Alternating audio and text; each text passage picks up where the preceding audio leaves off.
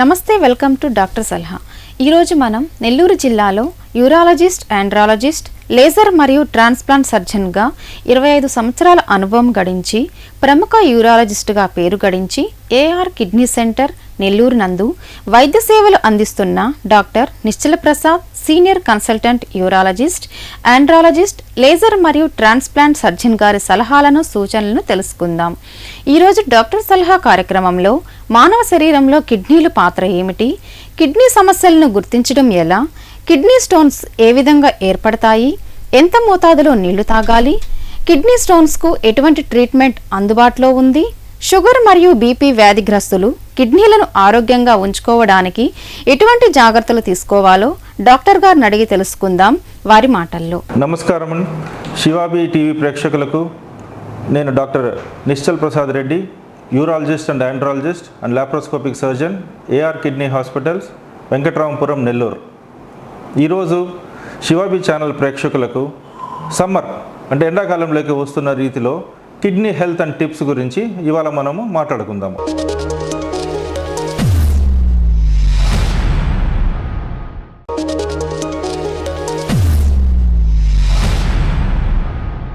నమస్తే డాక్టర్ గారు. మానవ శరీరంలో కిడ్నీల పాత్ర ఏంటి? కిడ్నీ హెల్త్ అనగా ఏంటి? కిడ్నీలు రెండు ఉంటాయి, అందరికీ తెలిసిన విషయం.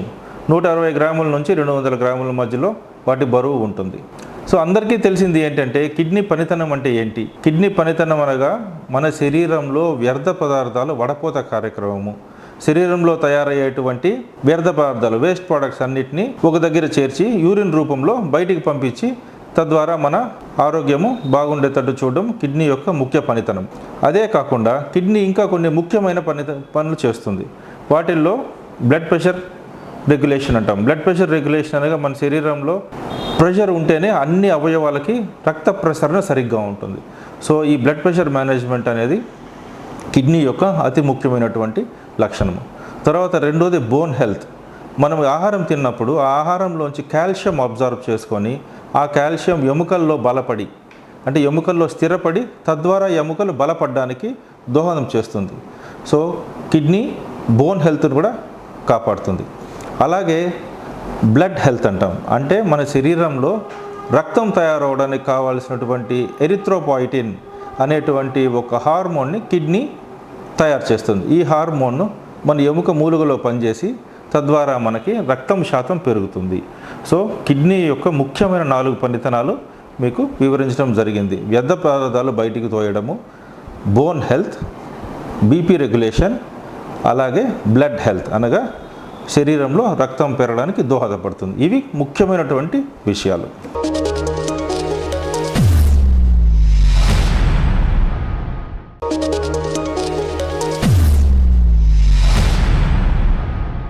కిడ్నీ సమస్యలు అంటే ఏమిటి, వాటిని గుర్తించడం ఎలా డాక్టర్ గారు?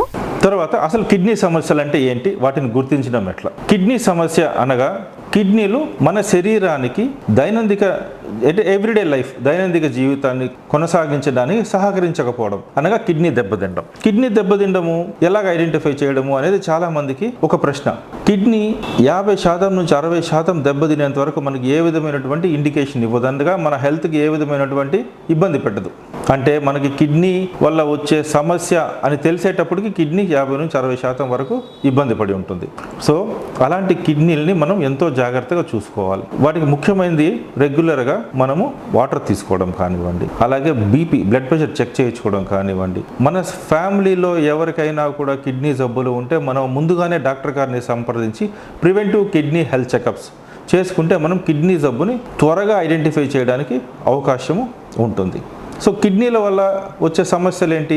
యూరిన్ సరిగ్గా తయారవ్వకపోవడము, కాళ్ళ వాపులు రావడము, శరీరం అంతా వాపు రావడము, ఆయాసం రావడము, బీపీ ఎక్కువ అయిపోవడము, కంట్రోల్ లేకపోవడము, ఇలాంటి కొన్ని లక్షణాల వల్ల మనం కిడ్నీ జబ్బుని ఐడెంటిఫై చేయడానికి అవకాశం ఉంటుంది.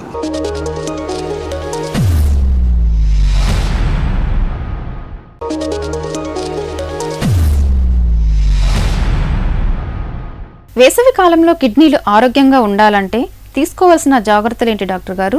సో ఇప్పుడు చాలామంది ప్రేక్షకులు అడుగుతుంటారు, సమ్మర్ వస్తుందండి, ఎంత వాటర్ తాగాలి, కిడ్నీని మనం ఎలా పరిరక్షించుకోవాలి? ఓకే, వాటర్ ఇంటేక్ అంటే నీళ్లు తాగడం అనేది అతి ముఖ్యమైన కార్యక్రమం. ఎందుకంటే ఎంత వాటర్ తాగుతామో ఆ వాటర్లోంచే కిడ్నీలోకి వెళ్ళి కిడ్నీ వ్యర్థ పదార్థాలని బయటికి తోయడానికి ఉపయోగపడుతుంది. సో మనం ఎంత వాటర్ తాగాలి? కొంతమంది 1 లీటర్ తాగుతారు, కొంతమంది 10 లీటర్లు తాగే వాళ్ళు కూడా ఉన్నారు. ఈ రెండిట్లో ఏది కరెక్ట్ కాదండి. మనము పనిచేసే వాతావరణము, మన తీసుకునే ఆహారము, మన శరీర తత్వంని బట్టి మనము వాటర్ ఇంటేక్ అనేది నిర్ణయించడం జరుగుతుంది.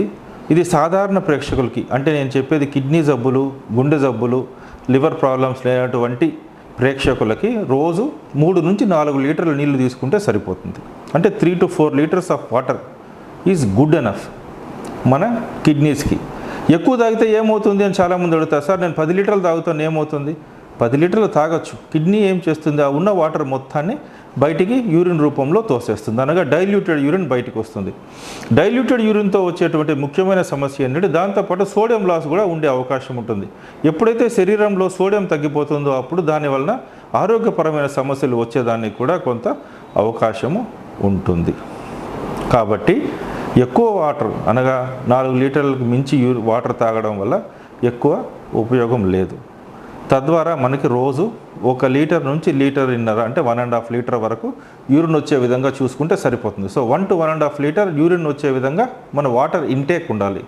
బాగా ఎండలేకపోయినాము, లేదా క్రికెట్ ఆడుకున్నాము, ఎండల్లో అవుట్డోర్ గేమ్స్ ఆడినాము, స్పోర్ట్స్ ఆడినాము, అప్పుడు వాటర్ కొంచెం ఎక్కువ తీసుకోవాలి. ఆ ఎక్కువ వాటర్తో పాటు మనం ఎలక్ట్రోలైట్స్ కూడా రీప్లేస్ చేసుకోవాలి. ఎప్పుడైతే ఎండల్లో మనం ఎక్కువ తిరిగి చెమట రూపంలో మనకి వాటర్ బయటికి పోతుందో, చెమటతో పాటు ఉప్పు అనగా సాల్ట్ బయటికి పోతుంది. కాబట్టి మనము ఉత్త వాటర్ తాగడం వల్ల ఈ సాల్ట్ రీప్లేస్ అవ్వదు. So there will be salt deficiency. ఎండల్లో తిరిగే వాళ్ళు, స్పోర్ట్స్ మెన్, ఎక్కువ ఎండల్లో సమ్మర్లో ఆటలాడే వాళ్ళు వాటర్తో పాటు సోడియం కూడా రీప్లేస్ చేసుకోవాలి.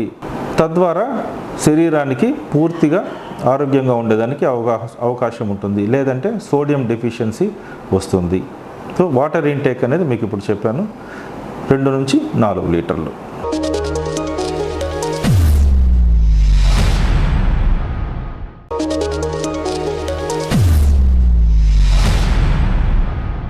కిడ్నీ స్టోన్స్ ఏ విధంగా ఏర్పడతాయి? కిడ్నీ స్టోన్స్ ఎన్ని రకాలు ఉంటాయి? కిడ్నీ స్టోన్స్ మెడిసిన్తోనే నయమవుతుందన్న అపోహ ఉంది. అది ఎంతవరకు నిజం డాక్టర్ గారు? ముఖ్యంగా అడిగేది రాళ్ళ గురించి. కిడ్నీలో రాళ్ళు అనేటివి రకరకాలైన పరిస్థితుల్లో, రకరకాలైన వాతావరణంలో, రకరకాలైన ఫ్యాక్టర్స్ వల్ల వస్తుంది. అంటే కేవలం వాటర్ తక్కువ తాగడం వలనో లేకపోతే మన ఆహార పదార్థాల వలనో రాదు. కిడ్నీలో రాళ్ళు తయారవడానికి మన జెనెటిక్ మేకప్, అలాగే మనం పనిచేసే వాతావరణము, మనం తినే ఆహారము, తాగే నీరు, కిడ్నీలో ఉండే అనామలీస్, తర్వాత యూరిన్ బ్లాడర్లో ఉండే ఇబ్బందుల వల్ల రాళ్ళు తయారయ్యేదానికి అవకాశం ఉంటుంది. కిడ్నీలో రాళ్ళు అనగానే కిడ్నీలో తయారవ్వచ్చు, ఒంటెల సంచి అనగా యూరిన్ బ్లాడర్లో కూడా రాళ్ళు తయారయ్యేదానికి అవకాశం ఉంటుంది. సో కిడ్నీలో రాళ్ళు తయారైన తర్వాత ఏమవుతుంది? కిడ్నీలో రాయి తయారయ్యి అది యూరెటర్ అనే యూరిన్ ట్యూబ్లోంచి బయటపడిపోయేదానికి అవకాశము ఉంటుంది. సో వీటికి ఎలాంటి జాగ్రత్తలు తీసుకోవాలి? ఎవరు డాక్టర్ని అప్రోచ్ అవ్వాలి? సో ఒకసారి మనకి కిడ్నీలో రాళ్ళు ఉంది అని తెలియడానికి 2 మార్గాలు ఉన్నాయి. ఒకటి జనరల్ హెల్త్ చెకప్స్, అంటే రాయి కిడ్నీలో ఉన్నప్పుడు ఏ విధమైనటువంటి ఇబ్బంది చేసేదానికి అవకాశం లేదు. సో జనరల్ హెల్త్ చెకప్స్కి వెళ్ళినప్పుడు రాయి బయటపడేదానికి అవకాశం ఉంటుంది. వీటిల్ని సైలెంట్ స్టోన్స్ అంటాము. రెండవది నొప్పి రావడం. ఎప్పుడైతే ఈ రాయి కిడ్నీలోంచి యూరిన్ వచ్చే ట్యూబ్ యూరెటర్లోకి జారి పడిపోతుందో అప్పుడు తీవ్రమైన నొప్పి రావడము, వామిటింగ్ అవ్వడం కానివ్వండి, యూరిన్లో బ్లడ్ రావడం కానివ్వండి, లేదా యూరిన్ ఆగిపోవడం కానివ్వండి జరగచ్చు. అలాంటి సిచ్యువేషన్లో మీరు వెంటనే యూరాలజిస్ట్ డాక్టర్ని కలవాల్సి ఉంటుంది. సో ఈ రాయి తయారైనప్పుడు మనము ఏం జాగ్రత్తలు తీసుకుంటాము? డాక్టర్ని ఫస్ట్ అప్రోచ్ అవ్వాల్సి ఉంటుంది. డాక్టర్ గారిని కలిసినప్పుడు డాక్టర్ ఎన్ని రాళ్ళు ఉన్నాయి, ఎక్కడ ఉన్నాయి అని స్కానింగ్ చేసి నిర్ధారణ చేస్తారు. తర్వాత మెటబాలిక్ వర్కప్ చేస్తారు. మెటబాలిక్ వర్కప్ చేస్తే మన కిడ్నీలో రాళ్ళు తయారవడానికి ఏమైనా కారణాలు ఉన్నాయా, వాటిని మనము ముందు రాకుండా చేసుకోవడానికి ఏం జాగ్రత్తలు తీసుకోవాలి అని తెలుస్తుంది. It is called stone metabolic workup. So ఈ 2 విషయాలు జాగ్రత్తలు దృష్టిలో పెట్టుకొని డాక్టర్ సలహాలు ఇవ్వడం జరుగుతుంది. ఒకవేళ రాయి కనుక అడ్డం పడి అబ్స్ట్రక్షన్ అంటే అడ్డం కాజ్ చేస్తే ఆ రాయిని మనము తొలగించాల్సి ఉంటుంది. కొన్ని రకాల రాళ్ళు మందులతోటి పడిపోయేదానికి అవకాశం ఉంటుంది. కొన్ని రకాల రాళ్ళకి మనము ఎండోస్కోపీ ద్వారా ఆపరేషన్ చేసి తీసేయాల్సినటువంటి పరిస్థితి ఉంటుంది. ఏ రాయికి ఎట్లా ట్రీట్మెంట్ చేయాలా అనేది యూరాలజిస్ట్ డాక్టర్ నిర్ణయం తీసుకుంటారు. సో డాక్టర్ని అప్రోచ్ అవ్వడం అనేది ఫస్ట్ మీరు చేయాల్సినటువంటి పని. డాక్టర్ గారి సలహా పాటించడం మీరు ఖచ్చితంగా చేస్తే కిడ్నీ ఇబ్బంది పడకుండా మనము సంతోషంగా మన లైఫ్ స్టైల్ బాగా గడపడానికి అవకాశము ఉంటుంది.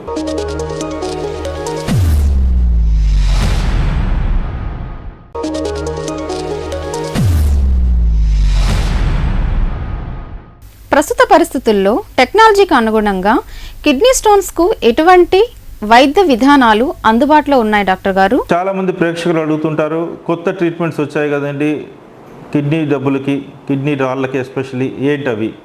కరెక్ట్ అండి. లాస్ట్ 1 డికేడ్ అనగా లాస్ట్ 10 సంవత్సరాల్లో కిడ్నీలో రాళ్ళ ట్రీట్మెంట్ చాలా మారిపోయింది, అడ్వాన్స్డ్ అయిపోయింది. చాలా అడ్వాన్స్డ్ అనగా ఇప్పుడు కిడ్నీ రాళ్ళకి ఓపెన్ ఆపరేషన్లు చేసే పరిస్థితి లేదు.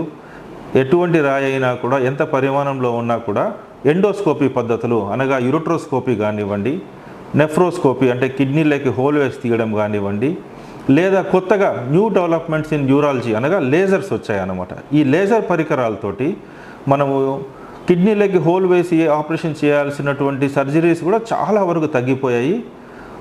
యూరిన్ పోసుకునే మార్గంలోంచే మనం అనగా యురెత్రాలోంచే ఎండోస్కోప్ ద్వారా లేజర్స్ ఉపయోగించి శరీరం పైన కోత లేకుండా, ఘాటు కూడా లేకుండా మనము కిడ్నీలో రాళ్ళని తొలగించేదానికి అవకాశం ఉంది. సో ఇప్పుడు latest in urology is laser technology అంటాం. ఎండోస్కోపిక్ పద్ధతిలో లేజర్ టెక్నాలజీ ఉపయోగించి మనము రాళ్ళని తీసేయడం జరుగుతుంది. దీనివల్ల పేషెంట్కి బెనిఫిట్ ఏముంటుంది? Early recovery. అంటే ఇది ఆల్మోస్ట్ డే కేర్ సర్జరీ లాగా అనమాట. ఇప్పుడు పొద్దున ఆపరేషన్ చేస్తే సాయంత్రంకి మీరు ఇంటికి చేరుకునేదానికి అవకాశం ఉంటుంది. మరుసటి రోజు నుంచి మీ పనులన్నీ కూడా చేసుకునేదానికి అవకాశం ఉంటుంది. Early recovery to work, minimal pain. Endoscopy పద్ధతిలో నొప్పి అనేది చాలా తక్కువ ఉంటుంది. సో ఈ అన్ని అడ్వాంటేజెస్ కలగలిగిన ప్రొసీజర్ ఎండోస్కోపిక్ లేజర్ టెక్నిక్స్ అండి. ఇవన్నీ కూడా యూరాలజీ డాక్టర్ని సంప్రదిస్తే వాళ్ళు సలహాలు చెప్పి ఏ రాయి ఏ విధమైనటువంటి ఆపరేషన్ చేయాలా అని నిర్ణయం తీసుకుంటారు. సో ఇది ప్రేక్షకులు గమనించాల్సింది.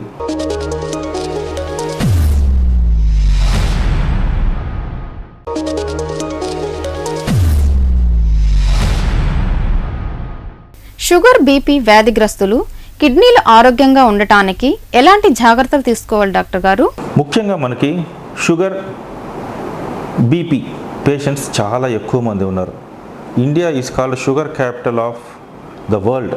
అంటే షుగర్ పేషెంట్స్ ఇండియాలో చాలా ఎక్కువ మంది ఉన్నారు. ఈ షుగర్ వల్ల ఏం సమస్య?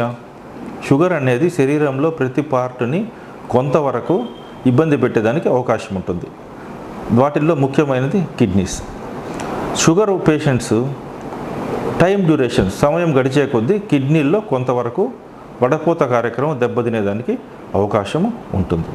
అలాగే బీపీ పేషెంట్స్, బీపీ పేషెంట్స్ అంటే బ్లడ్ ప్రెషర్ ఎక్కువ ఉండే పేషెంట్స్, వాళ్ళకు కూడా బ్లడ్ ప్రెషర్ నియంత్రణ లేకపోతే కిడ్నీల్లో వడపోత కార్యక్రమం క్రమంగా దెబ్బతినేదానికి అవకాశము ఉంటుంది. అనగా కిడ్నీ ఫెయిల్యూర్లోకి వెళ్ళేదానికి అవకాశము ఉంటుంది. షుగర్ అండ్ బీపీ పేషెంట్స్ వీళ్ళల్లో కనీసం 25% మంది 10-15 సంవత్సరాలు, అంటే షుగర్ వచ్చిన 10-15 సంవత్సరాలకి కిడ్నీ ఇబ్బందుల్లోకి వెళ్ళేదానికి 25% ఛాన్స్ ఉంది. అంటే 1/4 మంది షుగర్, బీపీ ఉన్న పేషెంట్స్ కిడ్నీ ఫెయిల్యూర్లోకి వెళ్తారు. కాబట్టి వీళ్ళు ఎంతో జాగ్రత్తగా ఉండాలి. ఎంత జాగ్రత్తగా మనం ఉంటే మన కిడ్నీలు అంత ఇబ్బంది లేకుండా ఉండేదానికి అవకాశం ఉంటుంది. సో ఏం జాగ్రత్తలు తీసుకోవాలి షుగర్ పేషెంట్స్ అతి ముఖ్యమైన జాగ్రత్తలు షుగర్ కంట్రోల్. అంటే షుగర్ కంట్రోల్ అనగా ఎల్లప్పుడూ నియమితం, అంటే యాక్సెప్టెడ్ రేంజ్లోనే షుగర్ ఉండాలి. ఎక్కువ ఆహారం తినడము, ఎక్కువ టాబ్లెట్స్ తీసుకోవడం, లేదా ఎక్కువ ఆహారం తినడము, ఎక్కువ ఇన్సులిన్ తీసుకోవడం అనేది కరెక్ట్ పద్ధతి కాదు. నియమిత రూపంలో ఆహారం తీసుకోవడము, దాన్ని అలాగే షుగర్ని ఎట్టి పరిస్థితుల్లో యాక్సెప్టెడ్ రేంజ్లో ఉంచుకోవడం అనేది మీరు ఖచ్చితంగా చేయాల్సినటువంటి పని. అలాగే వాటర్ ఇంటేక్ కనీసము 2 నుంచి 3 లీటర్ల వరకు నీళ్లు తాగాలి. మలబద్ధకం లేకుండా చూసుకోవాలి. యూరిన్ కంప్లీట్గా మంట లేకుండా తెల్లగా వెళ్ళిపోయే విధంగా చూసుకోవాలి. దాంతో మీకు యూరిన్ సమస్యలు రాకుండా తద్వారా కిడ్నీ పనితనం కూడా బాగుండేదానికి అవకాశము ఉంటుంది.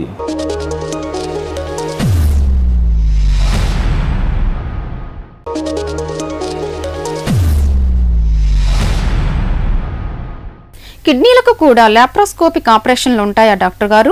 కిడ్నీలో కూడా లాప్రోస్కోపిక్ ఆపరేషన్లు ఉంటాయా డాక్టర్ గారు అని? అవునండి, మంచి క్వశ్చన్.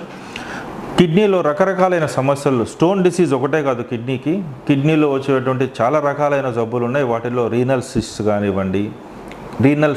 కానివ్వండి, కిడ్నీలో వాటర్ ఆగిపోవడం అంటే కంజనైటల్గా వచ్చేటువంటి యూరెట్రోపెల్విక్ జంక్షన్ అబ్స్ట్రక్షన్ చిన్నపిల్లల్లో గుర్తిస్తాం. ఇది చిన్నపిల్లల్లో గుర్తించినప్పుడు వీటికి ఆపరేషన్ చేసుకునేదానికి అవకాశం ఉంది. ఈ కిడ్నీలో గడ్డలు అనగా క్యాన్సర్ జబ్బులు, వీటికి లేజర్స్ కాకుండా ఇప్పుడు లాప్రోస్కోపిక్ ప్రొసీజర్ కొత్తగా వచ్చినాయి. ఈ లాప్రోస్కోపిక్ ప్రొసీజర్ అనగా మనము బటన్ హోల్ ఆపరేషన్ అంటాం. పొట్ట కోసేదానికి కానివ్వండి, పొట్ట పైన పెద్దగా ఘాటు లేకుండా చిన్నటువంటి ఎండోస్కోపీ పరికరాలు పొట్టలో పంపించి తద్వారా ఈ ఆపరేషన్లు చేయడం కుదురుతుంది. వీటిల్లో ముఖ్యమైనటువంటి అడ్వాంటేజ్ పేషెంట్కి నొప్పి తక్కువ ఉంటుంది, ఎర్లీ రికవరీ టు వర్క్ ఉంటుంది, కాస్మెటిక్గా ఘాట్ అనేది ఎక్కడ కనపడదు. సో దీంతో పేషెంట్ చాలా తేలిగ్గా తన పనులు తాను తొందరగా చేసుకునేదానికి అవకాశం ఉంటుంది. సో ఈ లాప్రోస్కోపిక్ సర్జరీస్ అనగా laparoscopic pyeloplasty, laparoscopic radical nephrectomy, laparoscopic cystectomies, laparoscopic ureteric reimplants, laparoscopic V V F repair అనగా ఓపెన్ సర్జరీస్ మనం ఏమేమి చేయగలుగుతామో అన్ని ట్రీట్మెంట్స్ లాప్రోస్కోపిక్ పద్ధతిలో అవైలబిలిటీలో ఉన్నాయి. సో ఈ లాప్రోస్కోపీ విధానం కూడా చాలా పేషెంట్కి బెనిఫిట్ ఉంటుంది.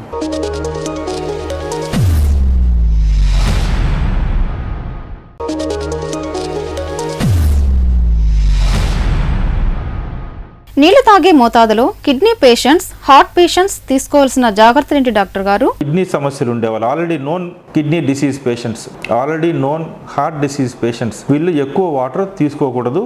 మీ డాక్టర్ని సంప్రదించి ఆయన సూచనలు అనుగుణంగానే మీరు వాటర్ తీసుకోవాల్సిన అవసరం ఉంటుంది. టీవీలో చెప్పినట్టు ఎక్కడో యూట్యూబ్లో చూడడమో సోషల్ మీడియాలో చూసి ఎక్కువ వాటర్ తాగడం అనేది మీ ఆరోగ్యానికి హానికరమే. వాటర్ లాగింగ్ ఉంటుంది, అంటే శరీరంలో వాటర్ చేరుకుంటుంది, తద్వారా మీ సమస్య ఎక్కువ అవుతుంది. సో కిడ్నీ జబ్బులు ఉన్నవాళ్ళు, గుండె జబ్బులు ఉన్నవాళ్ళు, లివర్ జబ్బులు ఉన్నవాళ్ళు మీ డాక్టర్ గారిని సంప్రదించి ఆయన ఎంత వాటర్ తాగమంటే అంతవరకే తీసుకోండి.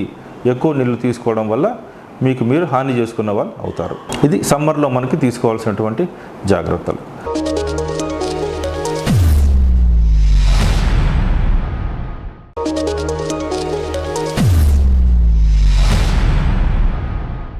ఈ అవకాశం నాకు కల్పించిన శివాబీ ఛానల్, అలాగే శివాబీ ఛానల్ ప్రేక్షకులందరికీ సమ్మర్లో కిడ్నీ ఆరోగ్యము జాగ్రత్తగా చూసుకోండి, తద్వారా మీ పరిపూర్ణమైన ఆరోగ్యాన్ని కాపాడుకోండి.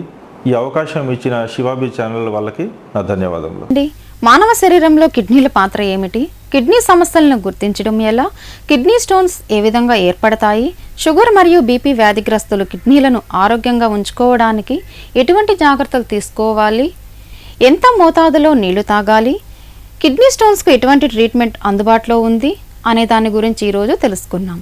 ఇవాళ డాక్టర్ సలహా కార్యక్రమం ఇంతటితో ముగిస్తూ రేపు మరొక వైద్య నిపుణుల ద్వారా వారి సలహాలను, సూచనలను తెలుసుకుందాం. ఈ కార్యక్రమం ప్రతిరోజు మీ శివాబీ న్యూస్ ఛానల్ నంబర్ 17 నందు ఉదయం 8:30 తిరిగి మధ్యాహ్నం 2:30 మరియు రాత్రి 9:30 ప్రసారమగును. యువర్స్ భారతి.